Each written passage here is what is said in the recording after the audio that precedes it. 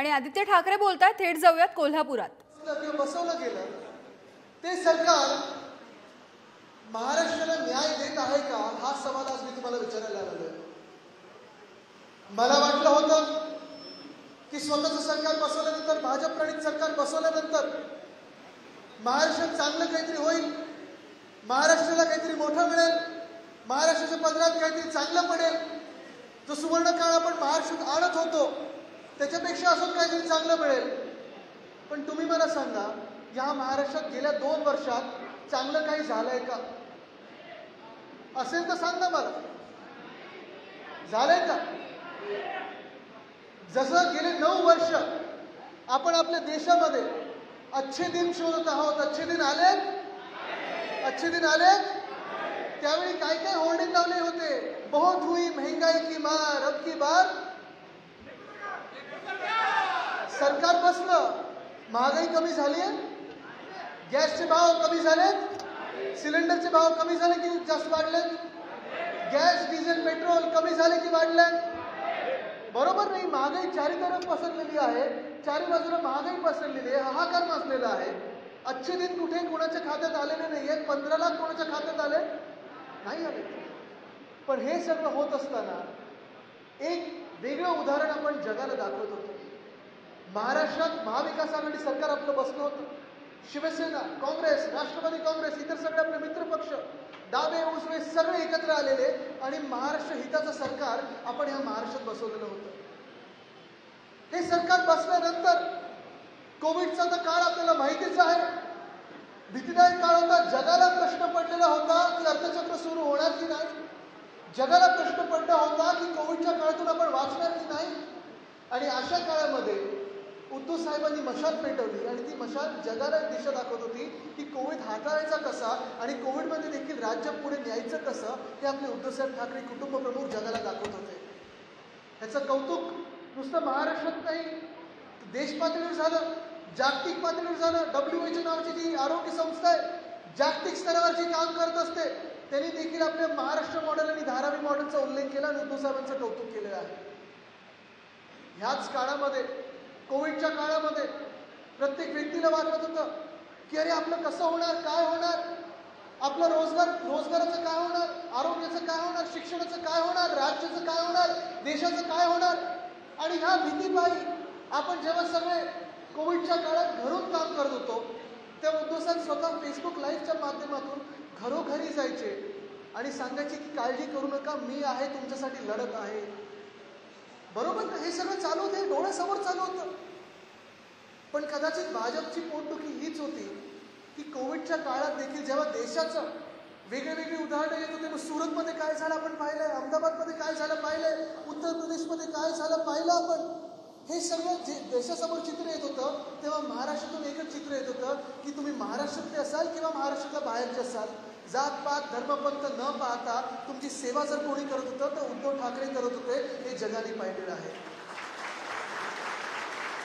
स्वतःची पण काळजी त्यांनी केली नाही, स्वतःची काळजी न करता पहिली काळजी ते घेत होते, ते महाराष्ट्राची घेत होते। आणि जे कोणी आपल्या राज्यात, बाहेरच्या राज्यातले असतील, आपल्या राज्यातले असतील, अडकले असतील, जिथे जिथे अडकले असतील, स्वतः प्रत्येक आठवड्यात SP असेल, कलेक्टर असेल, प्रिन्सिपल कमिशनर असेल, CP असेल, सगळी यंत्रणा आपली कामाला लावून, जिल्हा प्रमुखांना कामाला लावून आपण प्रत्येक व्यक्ती जिथे जो कोणी महाराष्ट्राचा नागरिक असेल, या देशाचा नागरिक असेल किंवा परदेशातून कोणी अडकलं असेल आपल्या राज्यामध्ये, प्रत्येकाची सेवा करत होते। ते म्हणजे एकच नाव, उद्धव ठाकरे, उद्धव बाळासाहेब ठाकरे।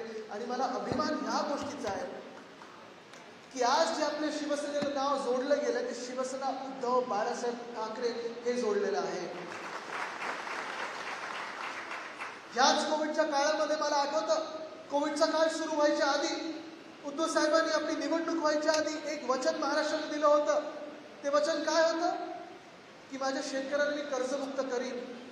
मुख्यमंत्री झाल्या नागपूरचं जे अधिवेशन होतं, मला आठवतं तिथे त्यांनी सांगितलं, सगळ्या अधिकाऱ्यांना बोलवलं, फायनान्सचे अधिकारी होते, चीफ सेक्रेटरी होते, कृषी खात्याचे होते, आणि त्यांनी सांगितलं मला माझी वचनपूर्ती करायची आहे, 2 लाखापर्यंत ज्यांचं कर्ज आहे त्यांना मला कर्जमुक्त करायचं। आणि ती कर्जमुक्ती आपण पुढच्या 3 महिन्यात प्रत्येक शेतकऱ्यापर्यंत पोहोचवली, याचा मला आज अभिमान आहे। कोविडच्या काळात जी काही संकट आपल्यावर आली असतील, अवकाळी पाऊस असेल, गारपीट असेल, दुष्काळ असेल, ओला दुष्काळ असेल, 2020 साली असेल, 2021 साली असेल, शेत तुमचं कशाचंही असो, जे काही नुकसान झालं त्याची नुकसान भरपाई आपण प्रत्येकाच्या खात्यात पोहोचवली. आणि आताचं निर्लज्ज सरकार करतं ना, 2 रुपयाचं चेक, 5 रुपयाचं चेक, असं नाही, जेवढं पंचनाम्यात होतं तेवढं आपण खातेदारात पोहोचवलं, त्याचा मला आज अभिमान आहे. तसंच कृषी क्षेत्र आहे, तसं उद्योग क्षेत्र जर पाहिलं गेलं तर जून 2020 पासून जून 2022 पर्यंत साधारणपणे आपण 6.5 लाख कोटीची गुंतवणूक आपल्या राज्यात आणू शकलो.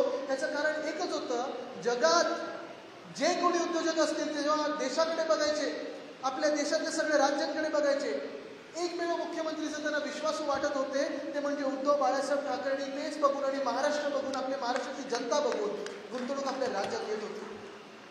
पण हीच पोटदुखी भाजपची होती की महाराष्ट्राचं नाव बनतंय, महाराष्ट्राला सुवर्णकाळ दिसतोय, महाराष्ट्र पुढे चाललेला आहे, महाराष्ट्रात एक असं सरकार बसलेलं आहे की लोकशाहीला पकडून सरकार सगळ्या बाजूला सगळ्या जातीपाती धर्माने एकत्र घेऊन प्रगतीपथावर चाललंय.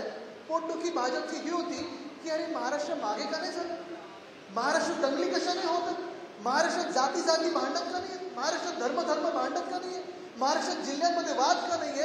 ही पोटदुखी जर भाजपची होती, तीच पोटदुखीला कुठेतरी साथ मिळाली आणि आपले 40 बापचोर, पक्षचोर, गद्दार, माथेवर गद्दार लिहिलेले 40 आमदार खोके खाऊन फुटले आणि उद्धव साहेबांच्या पाठीत त्यांनी खंजीर खुपसला आणि तिथे गेले. तुम्ही मला सांगा, गेले 2 वर्ष आपण पाहत आहोत, आता हे वर्ष 2024 हे आपलं वर्ष आलं, तर ह्या वर्षाचीच आपण वाट पाहत होतो. देशात परिवर्तन होणार आहे, आपल्या राज्यात परिवर्तन होणार आहे, चांगलं सरकार आपल्याला आणायचं, राम राज्य पुन्हा एकदा आणायचं. आणि हे सरकार आणत असताना जी गेली 2 वर्ष आपण पाहत आहोत, मला तुम्ही सांगा, आपल्या राज्यातला एक तरी शेतकरी बांधवास खुश आहे का? आहे कोणी खुश? नाही. कोणाचं कर्ज चढलेलं आहे, कोणाच्या शेतात नुकसान झालेलं आहे, कधी पूर येतो, कधी ओला दुष्काळ, कधी सुका दुष्काळ, कधी गारपीट, कधी पाऊस, कधी वादळ.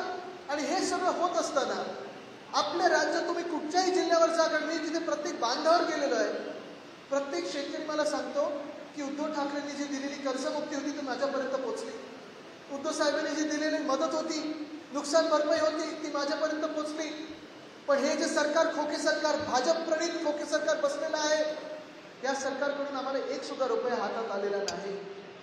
कदाचित कुठे 5 रुपयाचा चेक आला असेल, कुठे 10 रुपयाचा चेक आला असेल, पण खरी जी नुकसान भरपाई आमच्या हातात यायची आहे ती येतच नाही. पीक विमाच्या कंपन्या आम्हाला ऐकत नाही, आम्हाला आमची पुढची पिढी कृषी क्षेत्रात याविषयी वाटतच नाही.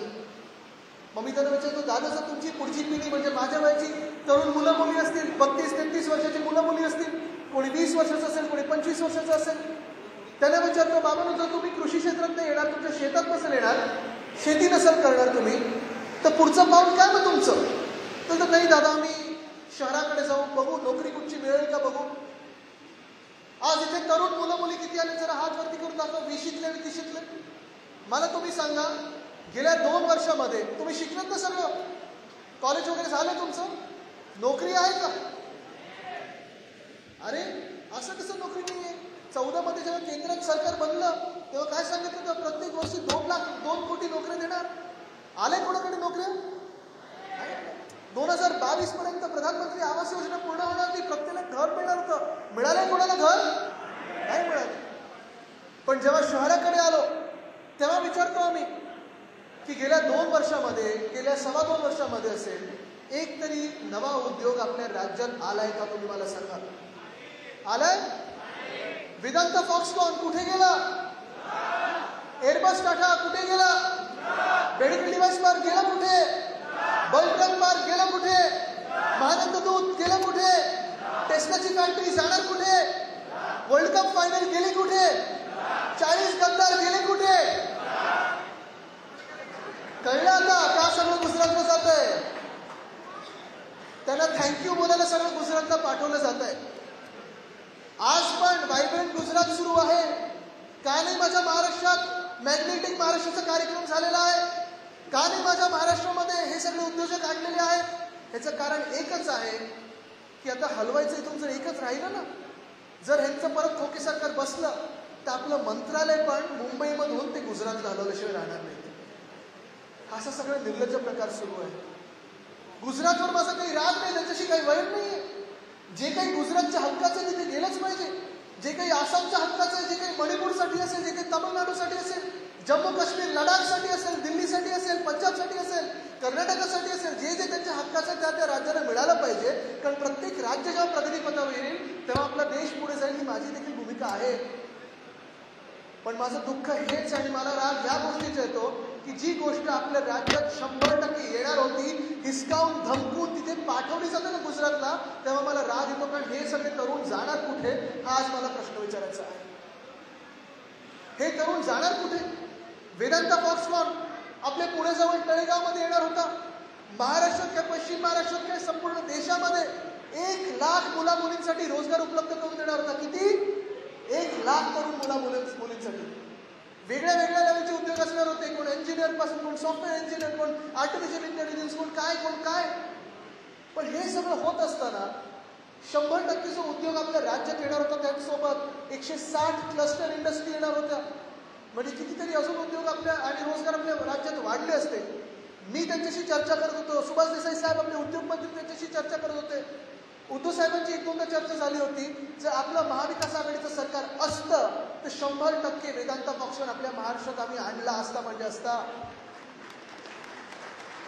पण आपलं सरकार पडल्यानंतर अधिवेशनात देखील मुख्यमंत्री जी घटनाबाह्य आहेत त्यांनी सांगितलं की नाही वेदांता फॉक्सकॉन येणार, 4 लाख कोटी उद्योग घेऊन येणार, 4 लाख कोटी रोजगार गुंतवणूक घेऊन येणार. 1 रुपया आला नाही. त्याला माहिती सुद्धा नाही. मुख्यमंत्र्यांना माहिती नाही, उद्योग मंत्र्यांना माहिती नाही, त्यांच्या कुठच्या खात्याला माहिती नाही. मी ट्विट केलं तेव्हा त्यांना कळलं की वेदांता फॉक्सकॉनला वरतून फोन आला आणि सांगितलं गेलं आ जाओ गुजरात में आ जाओ. हा काय कारभार आहे? काय राज्य आहे? असं कसं चालतं? राज्य सरकार कधी एवढं गाणेडेपणाचं चाललेलं मी पाहिलं नाही. कधी एवढं अकार्यक्षम मुख्यमंत्री कधी माझ्या आयुष्यात मी पाहिले नव्हते. असे हे मुख्यमंत्री बसलेले आहेत. त्यांना माहितीच नाही. त्यांच्या नाकाखालून हा उद्योग तिथे पाठवला गेला आणि पाठवला तर पाठवलाच. पण तिथे गेल्यानंतर अशा गावी पाठवला गेला जिथे ना पाणी आहे, ना रस्ता आहे, ना काय, ना वीज आहे. तिथून देखील फॉक्सकॉन बोलला आम्हाला तर ह्या देशात येणं परवडणारच नाही. आम्ही वेदांता फॉक्सकॉन काही गुजरातमध्ये देखील प्रोडक्शन करू शकणार नाही. आणि तो पूर्ण उद्योगाचा तो घोटाळला. नुकसान कोणाचं झालं? नुसतं महाराष्ट्राचं नाही झालं, नुकसान आपलं पूर्ण देशाचं झालं. कारण 1 लाख रोजगार हा देशातल्या सगळ्या तरुणांना मिळणार होता, आपल्या महाराष्ट्रातल्या देखील तरुणांना मिळणार होता. अन्याय करायचा तरी किती करायचं आपल्या राज्यावर? माझा प्रश्न हाच आहे आज. काल देखील आमची गाडी चर्चा सुरू होती की जम्मू काश्मीरमधून 370 कलम काढला गेला.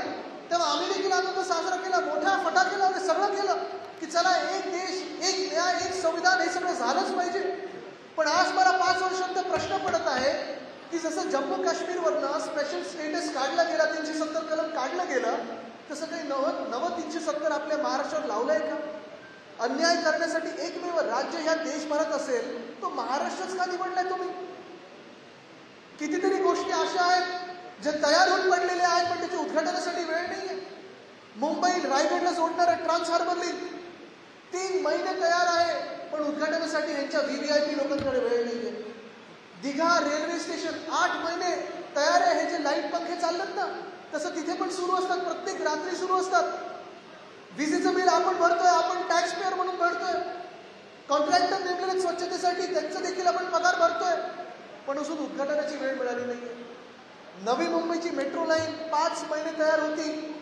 मी पत्रकार परिषद घेतल्यानंतर आपण तिथे सह्यांची मोहीम घेतली आणि त्यांना ते खुलं करायला लावलं, उद्घाटनाच्या बिना खुलं करायला लावलं.